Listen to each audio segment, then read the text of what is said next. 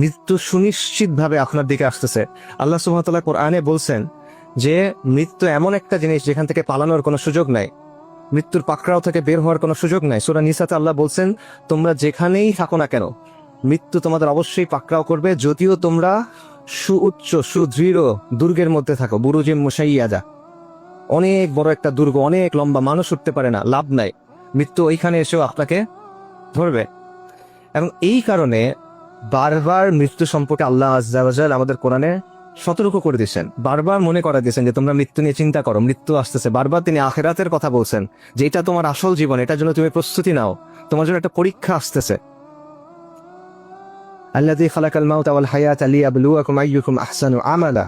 আল্লাহ মৃত্যু এবং জীবনকে সৃষ্টি করছেন, আল্লাহ যাচাই করে দেখবেন এই জন্য যে কে আমলে উত্তম। এটা একটা পরীক্ষা, একটা পরীক্ষার মধ্যে আপনি আসেন, কিন্তু আপনি মনে করতেছেন আপনি এইটাই আপনার জীবন। আমরা মনে করতেছি, আমরা জানি এটা পরীক্ষা, কিন্তু আমাদের কাজের মধ্যে এটার কোনো প্রভাব নাই। এই জন্য আল্লাহ বারবার মৃত্যুর কথা আমাদের বলছেন। কিন্তু আমাদের সময়ের একটা ফিতনা হলো বা একটা বাস্তবতা হলো, আমরা মৃত্যু নিয়ে চিন্তা করি না, আমরা মৃত্যু নিয়ে কথা বলা পছন্দ করি না। মৃত্যু নিয়ে যখন কেউ কথা বলে এটা আমাদের কাছে পছন্দ হয় না। অথচ নবী সাল্লাল্লাহু আলাইহি ওয়াসাল্লামের কথা চিন্তা করেন, তিনি যখন কোনো বিয়ের অনুষ্ঠানে গেছেন, নিকার অনুষ্ঠানে, সেখানে তুমি বলতেছেন ইয়া আইয়ুহাল্লাযীনা আমানু তাকুল্লাহা হাক্কা তুকাতি ওয়া লা তামুতুন্না ইল্লা ওয়া আনতুম মুসলিমুন। সেখানেও তিনি এই আয়াত পড়তেছেন যে তোমরা মুসলিম না হয়ে মৃত্যুবরণ করো না।